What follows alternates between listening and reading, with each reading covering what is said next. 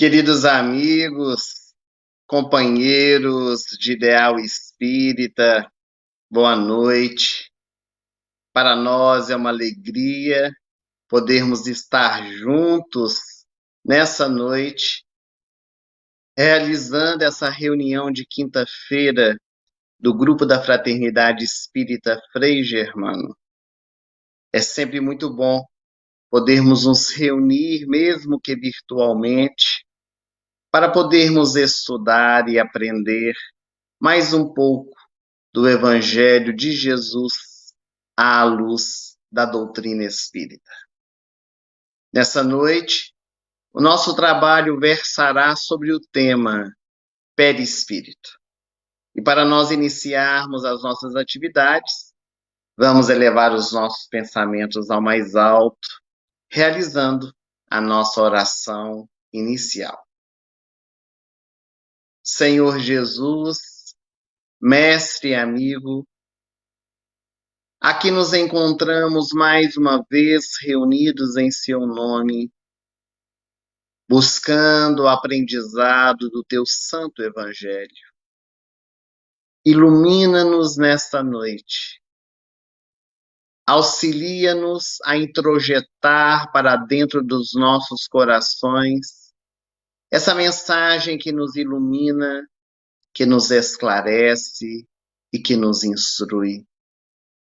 Que os benfeitores e amigos espirituais possam estar conosco, abençoando a cada lar aqui representado, fortalecendo os nossos corações para que nós possamos seguir adiante, iluminando o nosso coração para iluminar aqueles que estão conosco na jornada. Se conosco, Senhor, hoje e por todo sempre. Que assim seja. Sejam todos bem-vindos nesse nosso encontro.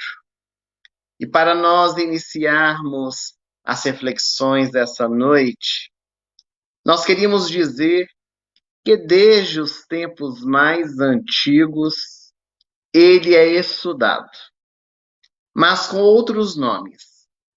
Os Vedas chamou de duplo energético. Na Índia, foi chamado Kamarupa, no budismo, Eidolon. No século XVI, começaram a chamá-lo de corpo fluídico.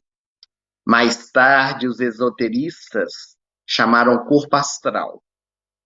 Mas foi Allan Kardec, o nosso codificador, quem o chamou de perispírito. Kardec dizia que para designar coisas novas era necessário palavras novas. E a primeira vez que ele usou o termo perispírito foi em um livro dos Espíritos, na questão 93, quando ele se recorda do perisperma nas frutas.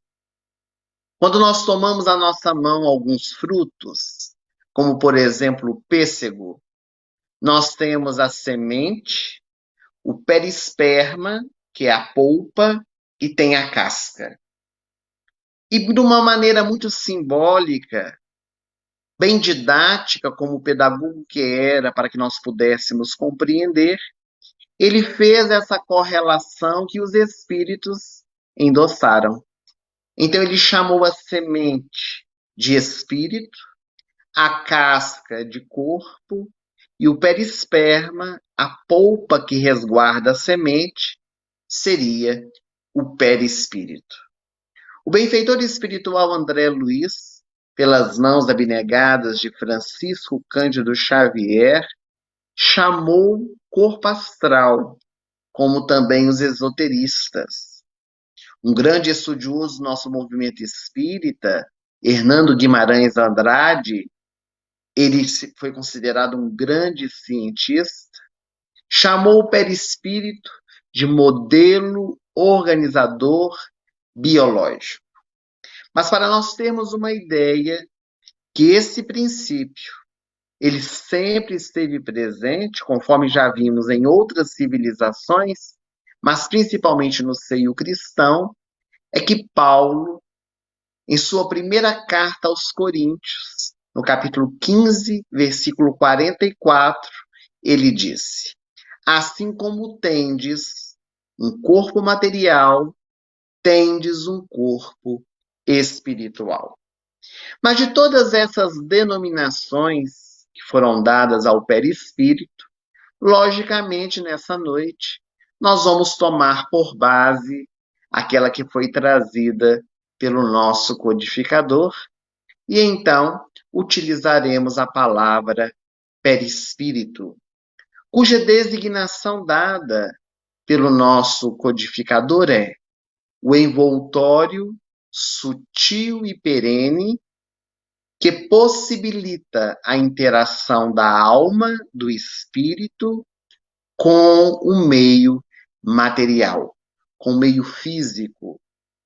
No livro que é o Espiritismo, Kardec, no capítulo 2, item 14, vai nos dizer que a alma é o ser simples, que o espírito é o ser dual e o homem é o ser trino.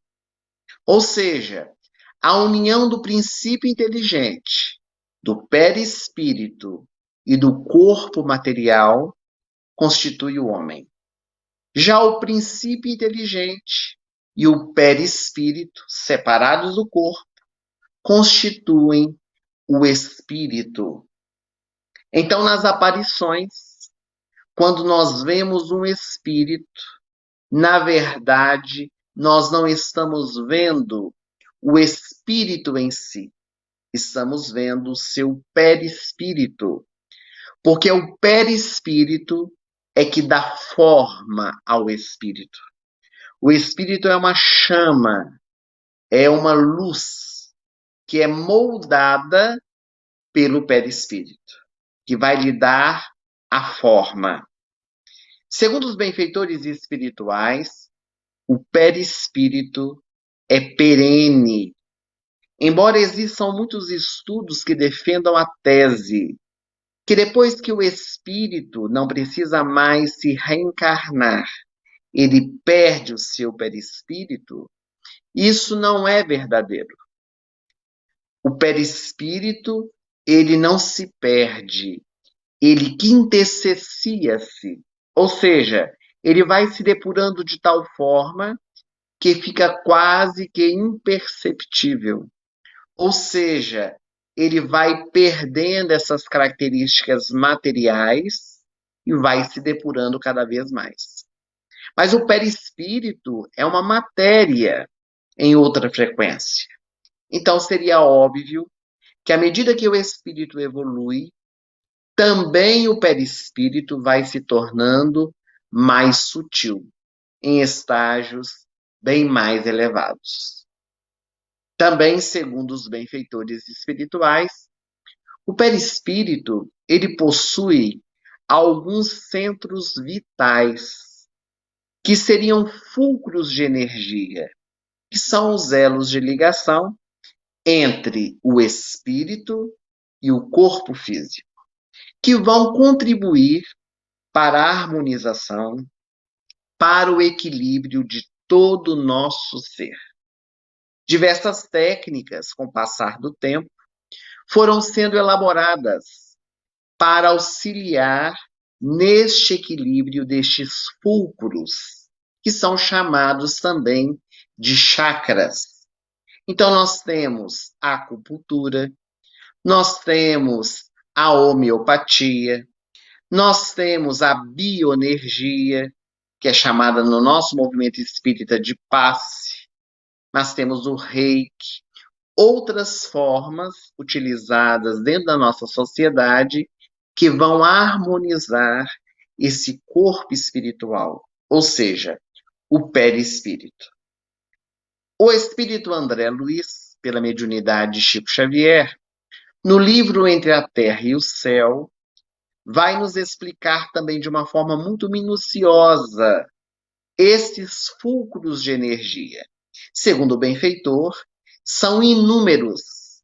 Nós temos centenas de ligações do espírito com o corpo físico. Mas entre esses elos, esses laços, 7 são os principais, que ele chamou coronário, cerebral, laríngeo, cardíaco, esplênico, gástrico e genésico, que começam desde a nossa cabeça e vai descendo pelo nosso corpo até chegar às genitálias, onde temos ali o centro genésico. Cada um desses centros vitais, eles têm as suas características, têm a sua importância. O centro coronário, por exemplo, que fica sobre a nossa cabeça, ele dá toda a sustentação, o equilíbrio ao nosso ser. É o primeiro, também chamado cordão de prata, a flor de 1000 pétalas na filosofia hindu. Já o nosso chakra cerebral, chamado vulgarmente de terceiro olho, aquele que fica na região frontal aqui da nossa testa, entre os nossos 2 olhos físicos, ele vai ordenar todas as nossas percepções do corpo, não apenas a visão, como a audição, o tato, a inteligência. Dizem respeito à cultura, à arte, ao saber, e é responsável também pelos poderes, entre aspas, extrasensoriais, que coordena os fenômenos mediúnicos. A glândula pineal, ela fica localizada na região desses 2 chakras, tanto do coronário quanto do chakra cerebral. Há uma íntima relação entre esses 2 chakras, que são chamados os chakras superiores. O laríngeo, como o próprio nome diz, está localizado no próximo da nossa garganta. Seria responsável por todos os fenômenos vocais. Inclusive é responsável pela tireoide, pela paratireoide, toda essa região aqui da nossa boca, da nossa garganta, é o chakra laríngeo quem coordena. O chakra cardíaco vai sustentar os serviços da emoção, do equilíbrio de uma forma geral, fica na região do coração. O esplênico, ele já é sediado na região do baço, é responsável por regularizar toda a distribuição de energias, a circulação adequada dos recursos vitais que todos nós possuímos, e é esse chakra que faz toda a distribuição para o nosso organismo físico e também espiritual.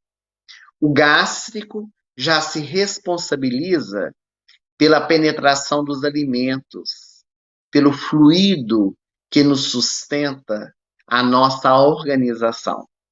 E, por fim, o genésico, que é a sede do santuário do sexo, modelador de formas, é o chakra da criação, das artes, que vai fazer com que nós tenhamos desenvolvida essa parte artística.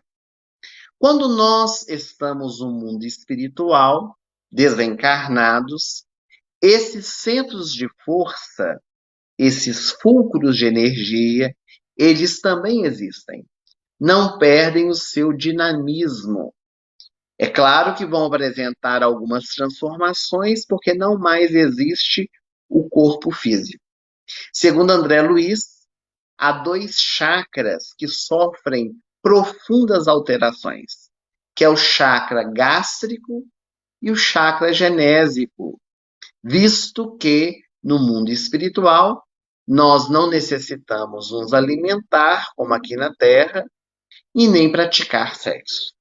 Então, esses chakras, eles têm algumas alterações no nosso corpo espiritual. O perispírito, ele é o resultado de uma aglutinação de energias do fluido cósmico universal, que vai sendo adequado ao planeta que nós vivemos.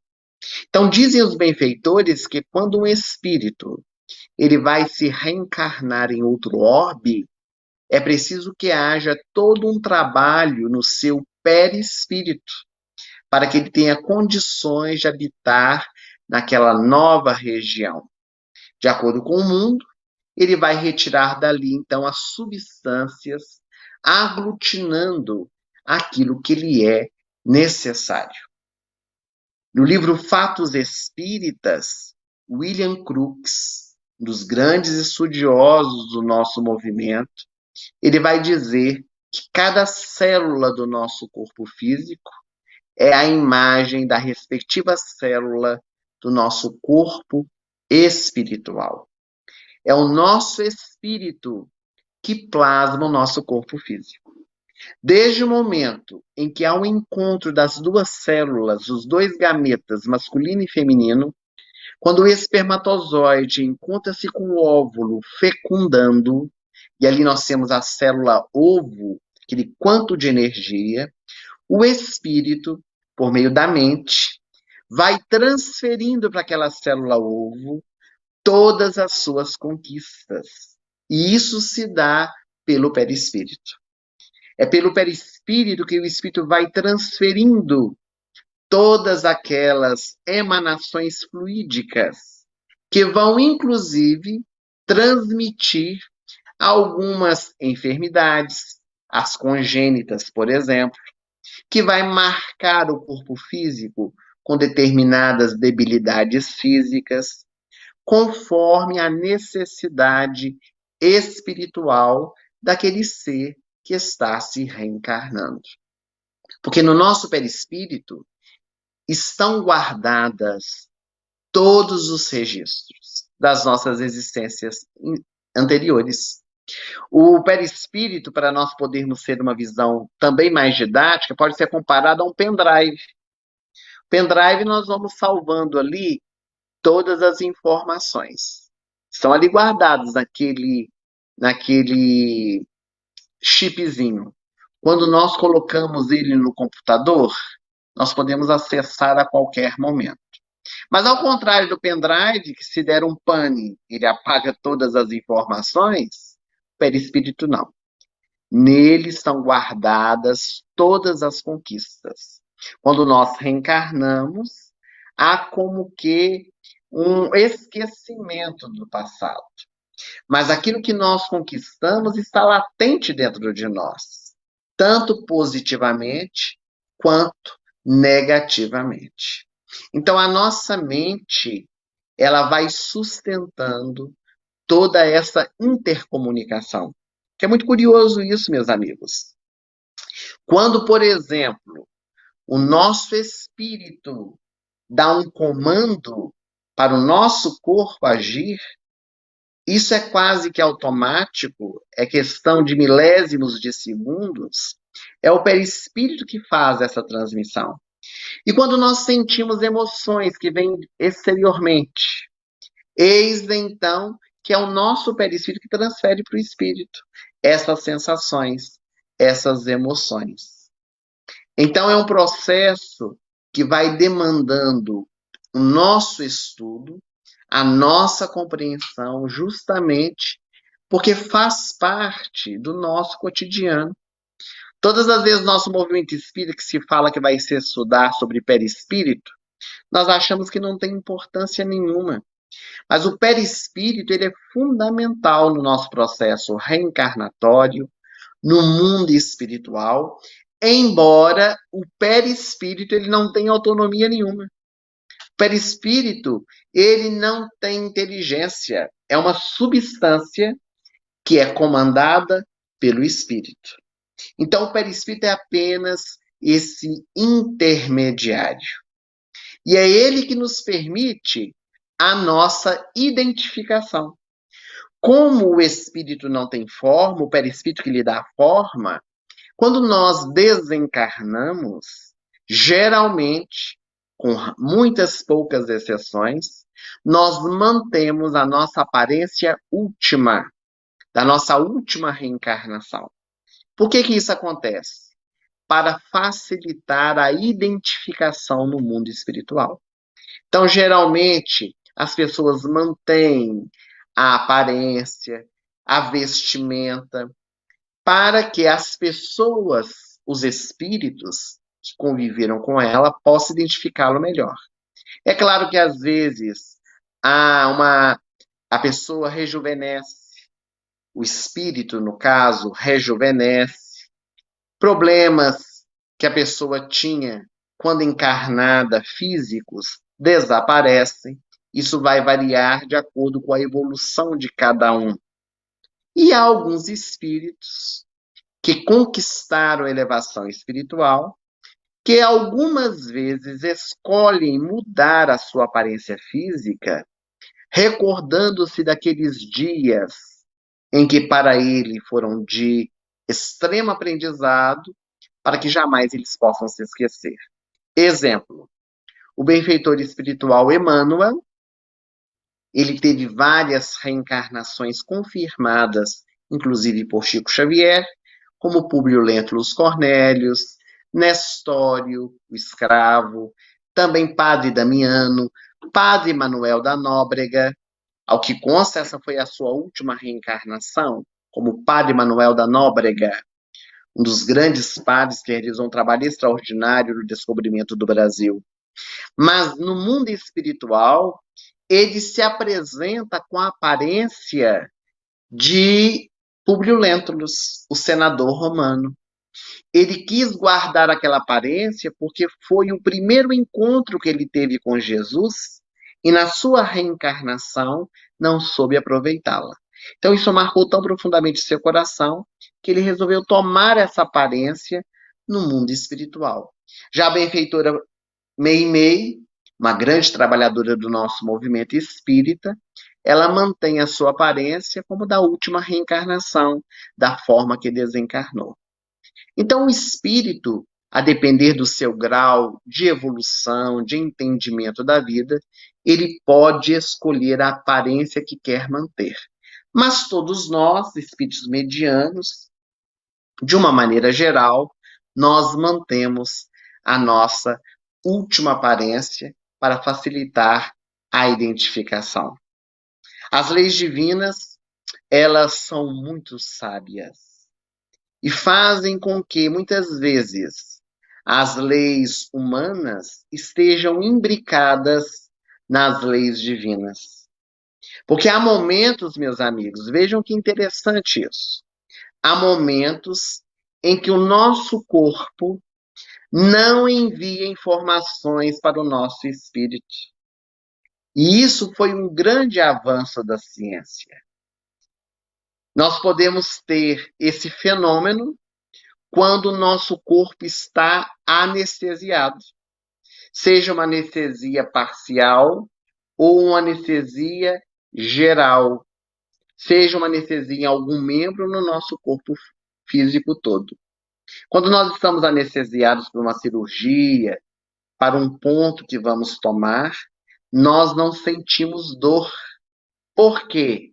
Porque o corpo não emite essas informações para o espírito por meio do perispírito.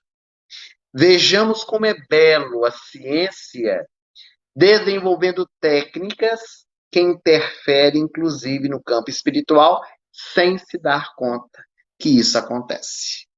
Então, momentaneamente, pode acontecer do corpo não enviar essas sensações para o espírito. Como também ocorre algumas vezes o espírito não enviar informações para o corpo, mesmo sendo vinculado a ele. Exemplo, quando uma pessoa entra em coma. Uma pessoa em coma, ela está ligada ao seu corpo físico. Mas o corpo físico não transmite as informações que o espírito deseja, mesmo que ele queira. Tanto é verdade que muitas experiências foram feitas Quando aquele indivíduo, homem e mulher, sai do coma e retorna à vida objetiva, relata acontecimentos. Relata os médicos indo visitar, prescrevendo medicamentos, familiares que visitam, frases que foram faladas, e ainda contam também de experiências do mundo espiritual, encontro com familiares desencarnados, com amigos desencarnados. Então, o espírito estava latente, mas o corpo físico não respondeu. Isso também acontece em algumas experiências reencarnatórias, quando o espírito vem com problemas mentais, cerebrais, idiotias. O espírito está latente, o corpo é que não recebe aquelas informações. E neste caso, são provas, são expiações pelas quais o espírito precisa passar para o seu crescimento espiritual. Quando advém o desencarne, a morte, o espírito, ele, por mais que deseje continuar ligado ao corpo, não consegue mais. Depois que foram desligados todos os elos, todos esses fulcros de energia, estes chakras, é impossível de um espírito retornar à vida naquele corpo físico. Depois que se deu a desoxigenação do cérebro, anóxia cerebral, o indivíduo não consegue mais retornar. Mas enquanto houver esse cordão de prata vinculado, por mais que a medicina diga que não há condições daquele indivíduo retornar, pode ser que ele volte, se essa for uma necessidade de aprendizado daquele espírito que está passando por aquela experiência. Geralmente, os espíritos informam que o desligamento de um espírito do corpo físico começa dos pés para a cabeça. É por isso que quando a pessoa está desencarnando, seus pés começam a ficar frios e vai subindo aquela rigidez, porque vai desligando os elos até chegar no ponto central, que é o centro coronário, o cordão de prata, que é desvinculado. Quando nós reencarnamos, o processo é diferente. Começa a ligação dos pés e termina na cabeça.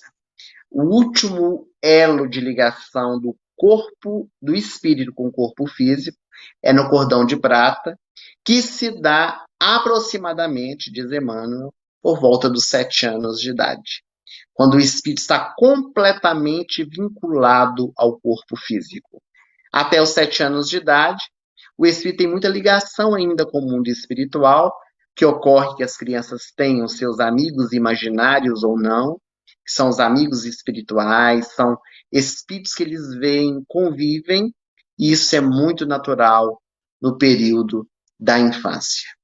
Então, no mundo espiritual, os espíritos, eles vão se adaptando a essa nova realidade. Quando nós desencarnamos, ao chegar do outro lado da vida, demora-se um pouco, a depender da nossa condição espiritual, aquela nova adaptação, mas geralmente os problemas físicos, os órgãos faltantes, também o rejuvenescimento é muito natural de acontecer quando ocorre o nosso desencarne, e com o passar do tempo, nós vamos nos adaptando àquela nova realidade.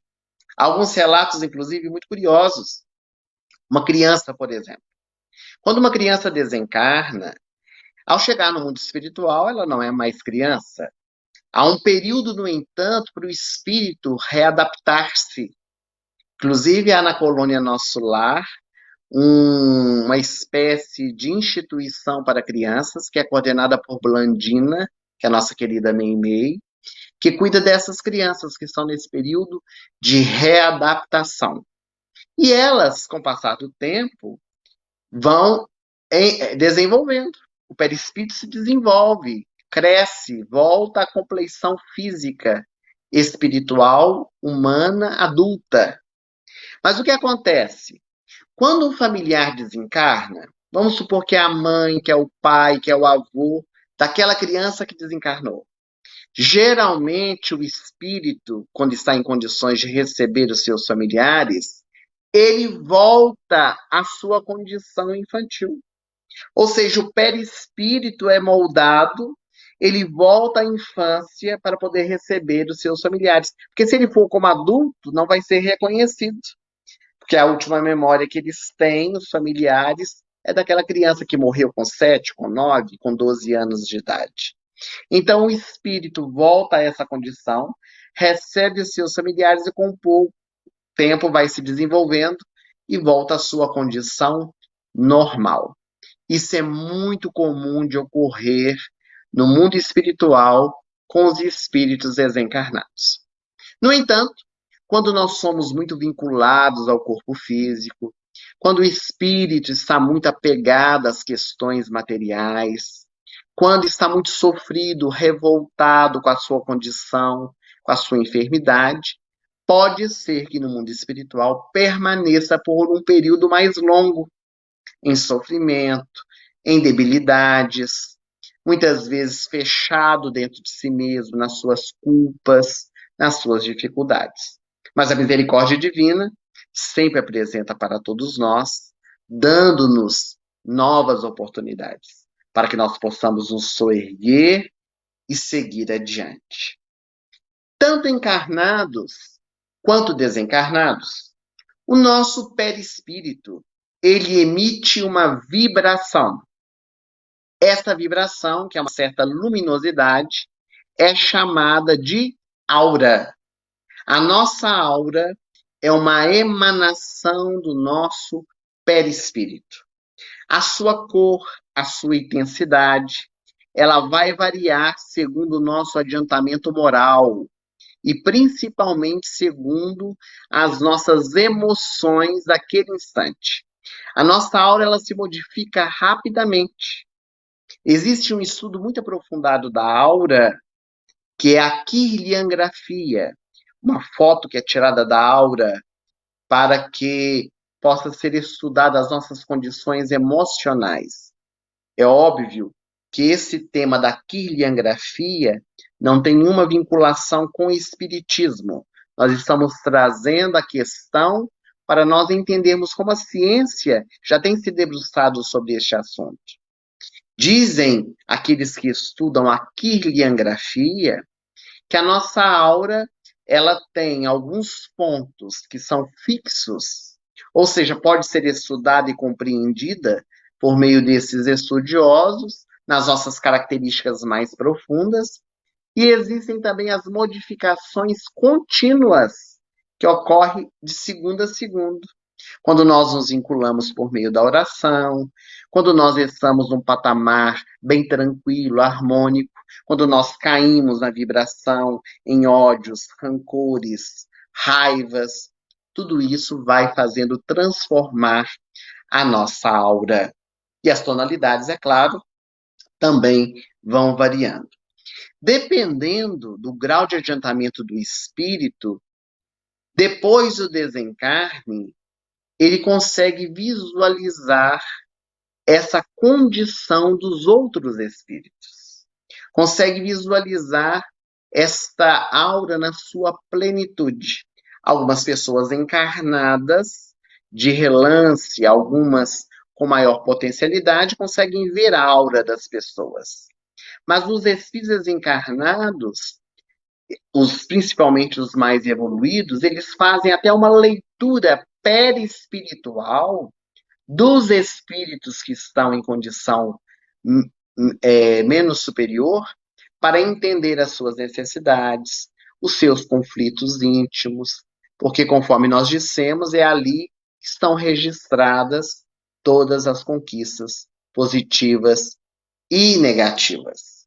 Há um livro no nosso movimento espírita que vale a pena ser estudado.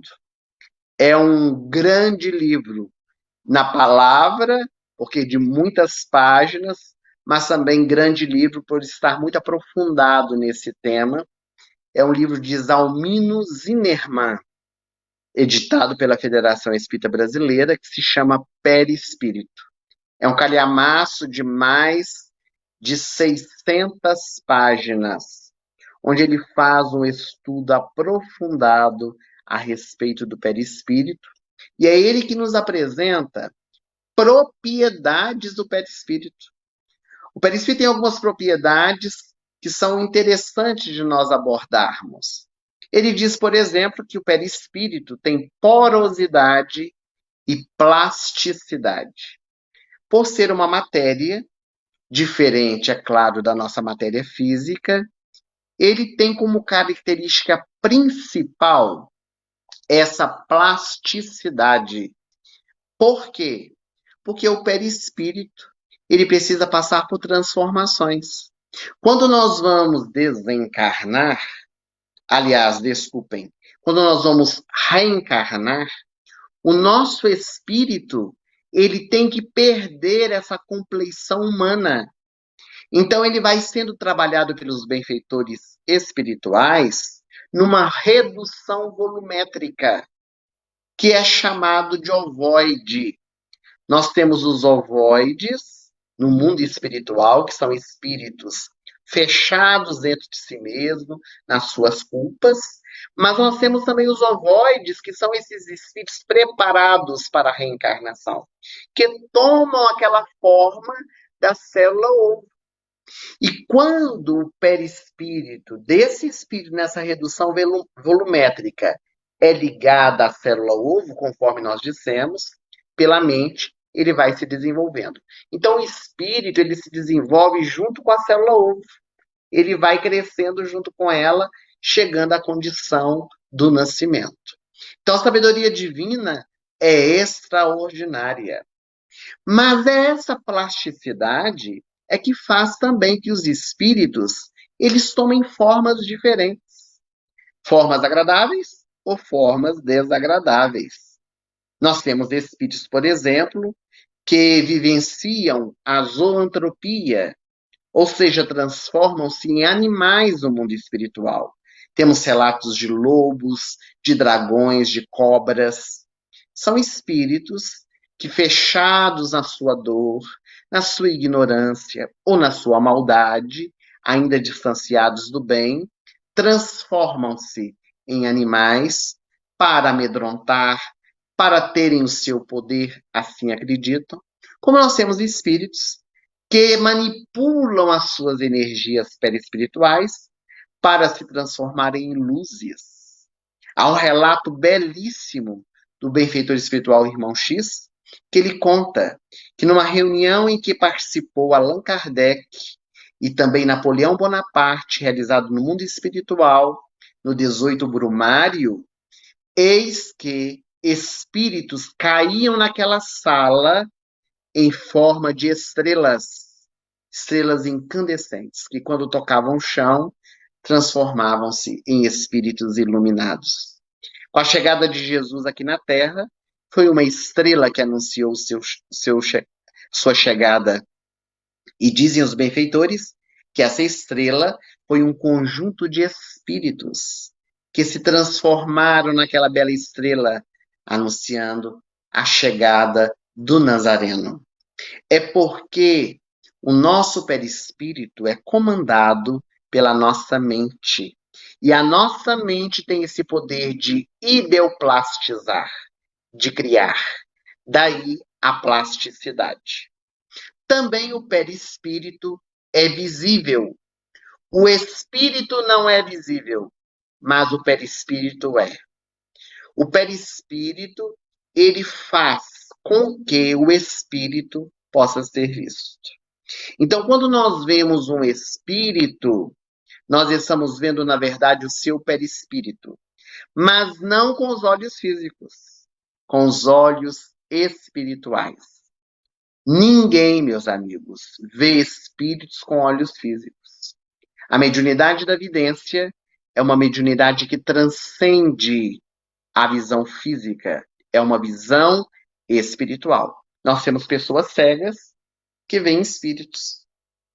Nós temos pessoas que fecham seus olhos físicos e veem espíritos. porque é uma visão espiritual. É claro que essa visibilidade ela vai variar conforme o adiantamento, principalmente quando estamos no mundo espiritual. André Luiz estava no umbral durante 8 anos. Sua mãe, Clarencio, visitou várias vezes e ele não enxergava. Não enxergava porque estava em outro patamar evolutivo. Então, essa visibilidade ela também varia conforme as nossas conquistas espirituais. O perispírito tem uma outra propriedade da tangibilidade.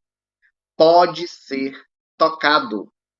E isso aconteceu durante um largo período no nosso movimento espírita, as chamadas materializações luminosas, onde havia uma grande concentração ectoplasmática e as pessoas presentes às reuniões, aqueles encontros, inclusive científicos alguns, podiam tocar os espíritos, conversar junto deles.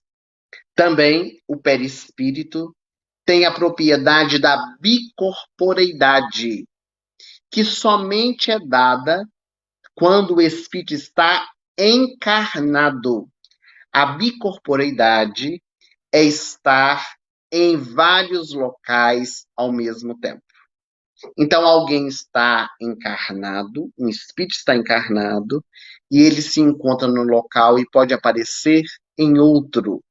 Uma das histórias mais conhecidas a respeito da bicorporeidade tenha sido aquela de Antônio de Pádua, que salvou seu pai, que estava sendo julgado injustamente, e ele sai de Portugal e vai à Espanha, em espírito, materializa-se no tribunal para falar e poder então salvar o seu próprio pai.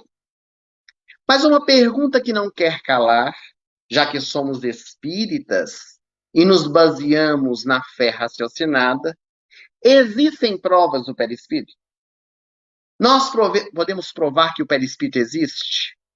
Pessoas leigas podem nos perguntar isso. Pessoas que não são espíritas podem desejar provas do perispírito.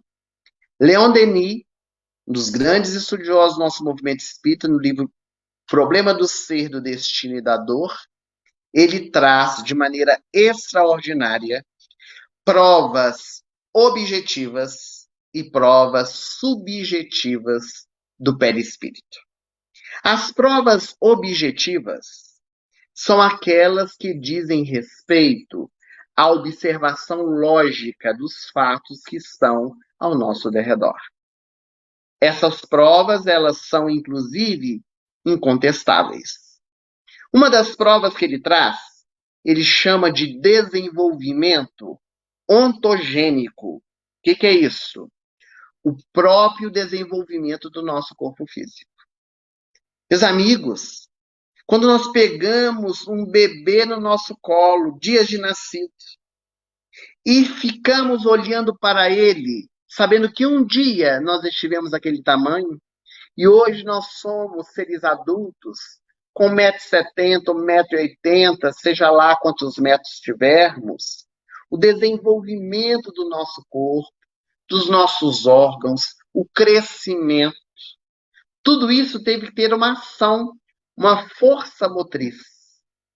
Que, é claro, a ciência não se depara com o perispírito, mas que a doutrina nos responderá como sendo. Ele diz que é uma prova objetiva que nós temos. Mas, cientificamente falando, nós poderíamos dizer que a prova mais objetiva que temos do perispírito são as materializações, que nós já nos referimos. As aparições de corpo inteiro, do busto, da garganta, de objetos. Não foi um movimento que ocorreu somente no meio do espiritismo, em reuniões fechadas, mas grandes pesquisadores. Charles Richer foi um dos grandes estudiosos do assunto, escreveu obras notáveis. E no nosso movimento espírita, nós temos basicamente 2 livros chamados Materializações Luminosas. Curiosamente, os dois livros têm o mesmo nome, somente que um é do Ranieri e o outro do Dante Labate. Inclusive, eles relatam diversas reuniões de materialização ocorridas aqui em Belo Horizonte, vinculadas ao Centro Espírita Oriente, ou grupo da Fraternidade Irmã Sheila, onde diversos médiuns, como Enio Vendiling, Peixotinho, até Chico Xavier, participaram de reuniões na casa do senhor Jair Soares, e espíritos como Sheila, como Friedstein, como José Grosso e Palminha, materializaram-se a olho nu de todos que estavam presentes, sendo tocados, trazendo objetos que, inclusive, alguns deles ainda se encontram em exposição no grupo da Fraternidade Espírita Irmã Ló, que era onde ficava localizada a casa do senhor Jair Soares. William Crookes foi também um dos grandes estudiosos das materializações. Ele estudou a médium Florence Cook com o espírito Katia King, que pôde então trazer provas contundentes.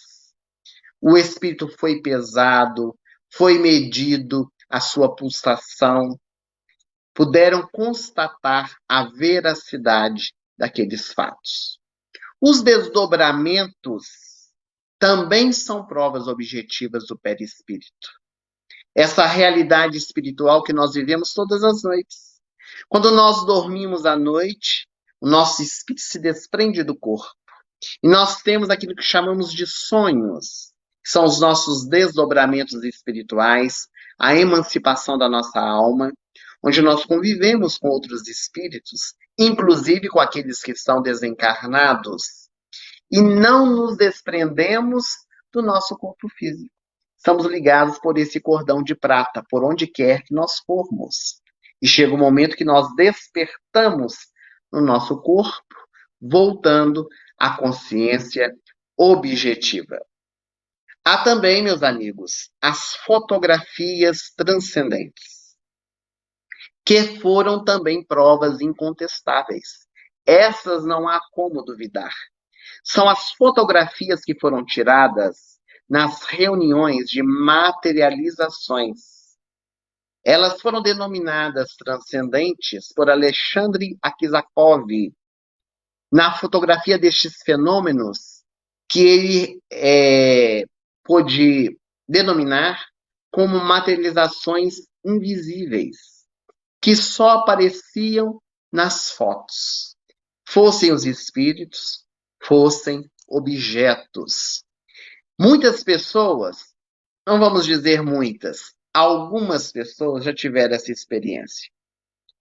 Houve uma época, principalmente, daquelas fotografias antigas, de máquinas antigas, que se fazia revelações por meio daqueles filmes. Quando ia se revelar, via-se que havia outras imagens justapostas. Não era simplesmente um erro de edição, de revelação daquela foto, mas era justamente a aparição de espíritos ou de objetos. Também há aquilo que foi chamado mais tarde de transcomunicação instrumental, outra prova do perispírito, em que os espíritos eles se comunicam com os homens por meio de gravadores, televisão, rádio, secretária eletrônica, computador. Esses estudos foram realizados por Hernani Guimarães e por Sônia Rinaldi, que foram os pioneiros aqui no Brasil a respeito desse trabalho. Mas, além disso, meus amigos, essas provas objetivas do perispírito, nós temos as provas subjetivas, que dão a entender que exista o perispírito. Uma delas é a sensação de integridade. Que é isso? Uma pessoa sofre um acidente, perde a mão, e ela continua sentindo a sua mão. Tem algumas pessoas que durante o resto da sua existência ela continua sentindo a sua mão presente, embora ela já não tenha mais o órgão físico. Isso é sensação de integridade. É porque, na verdade, o perispírito continua com a sua mão ali espiritual, só não tem a mão física para poder manipular os objetos, a matéria densa. Foram feitas experiências, e especialmente uma nos chamou muita atenção, realizada por Ernesto Bosano, que é o espírita italiano, com um homem chamado Sicus.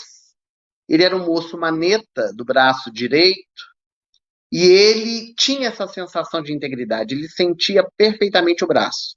E chegou a queimar um dedo com a vela, mesmo não tendo braço. Então é tão curioso isso, é perceber que há alguma coisa por detrás dessa realidade física que nós ainda não conseguimos entender. Então essas percepções extracorpóreas, fora do nosso corpo físico, são também provas subjetivas, como a vidência. É muito curioso que Leon Denis não coloca a vidência como uma prova objetiva, porque a vidência, ela não pode ser comprovada. A vidência, o médium vê o espírito, ele pode relatar para todos, as pessoas que estão escutando podem dizer que é verdadeiro ou não o que está sendo relatado, mas isso não comprova. Alguns acham que é uma leitura do inconsciente coletivo, outro acha que é uma precognição. Então existem várias explicações. A vidência entrou como uma prova subjetiva, mas que também mostra a realidade do perispírito.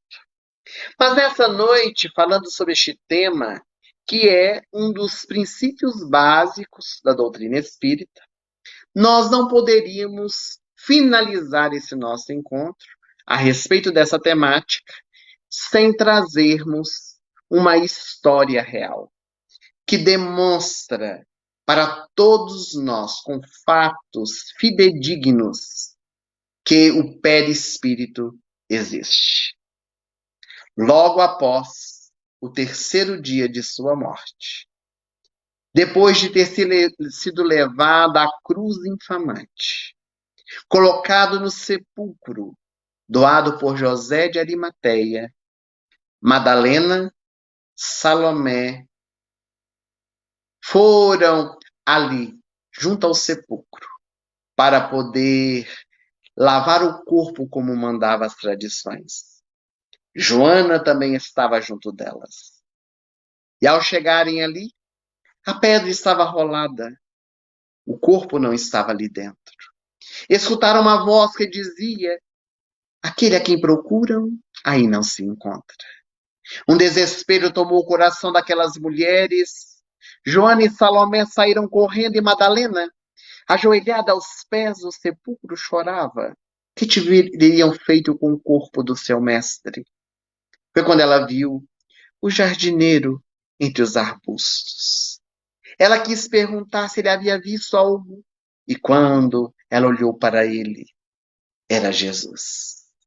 Era o mestre dos mestres que ali se encontrava, Rabone, que quer dizer mestre, Maria. Ela desejou abraçá-lo, tocá-lo, mas Jesus lhe disse: não me toques ainda, porque eu não fui à casa de meu Pai que está nos céus. Vai e diga aos meus companheiros, para que eles possam ir a Betânia, porque eu desejo falar-lhes. E da mesma forma que ele apareceu aos olhos daquela mulher, ele desapareceu. Ela leva a boa notícia, porque Madalena é a portadora da maior notícia que o mundo já pôde ter, que Jesus estava vivo. E foi assim que ele apareceu aos seus seguidores. Mais tarde, a Tomé: vem aqui e mete o teu dedo na minha chaga. E bem-aventurados, Tomé, são aqueles que não viram, mas creram. Apareceu aos 2 discípulos na estrada de Emaús. Apareceu aos 500 da Galileia, no Monte das Oliveiras, quando ascendeu aos céus. Jesus, meus amigos, É a maior prova que nós temos da imortalidade da alma, que pôde materializar-se por diversas vezes, sendo tocado, sendo muitas vezes apalpado pelos seus seguidores, trocando diálogos visto por todos, com a comprovação de que o espírito é imortal. Que nós possamos então meditar, estudar sobre o assunto. Convidamos aos nossos queridos internautas para que busquem a leitura deste pequenino grande livro, Perispírito, de Zalmino Zimmermann, e assim, alargando a nossa visão sobre este mecanismo do intercâmbio do corpo físico com o espírito, nós podemos então nos preparar ainda mais para realizarmos o trabalho a que fomos chamados, nos iluminando para poder iluminar. Queremos agradecer o carinho da presença de todos vocês. Que Jesus possa nos abençoar, possa nos envolver em suas vibrações de paz. E para nós finalizarmos o nosso encontro dessa noite, vamos novamente orar. Pai de amor e de bondade, que aqui estais em toda parte. Santificado, Senhor, seja o teu nome. Venha a nós o teu reino. Seja feita a tua vontade, assim na terra como no céu. O pão nosso de cada dia dá-nos ainda hoje. Perdoai as nossas ofensas, à medida que soubermos perdoar aquele que nos tem ofendido. E não nos deixeis, Pai, cairmos em novos erros e em novas tentações, mas livra-nos de todos os males, porque só a ti pertence o reino, o poder e a glória para sempre. Envolvidos, Senhor, por essa prece que tu mesmo nos ensinaste, nós te agradecemos pela oportunidade deste encontro, pelo carinho da presença dos nossos internautas, por essa doutrina que nos ilumina e nos consola, rogando que o teu amor, a tua misericórdia, continue a nos envolver e a nos fortalecer, para que nós sejamos hoje melhores do que ontem, amanhã melhores do que hoje.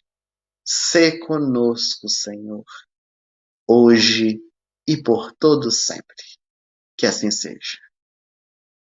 Uma boa noite para todos nós e até breve oportunidade, se Deus quiser.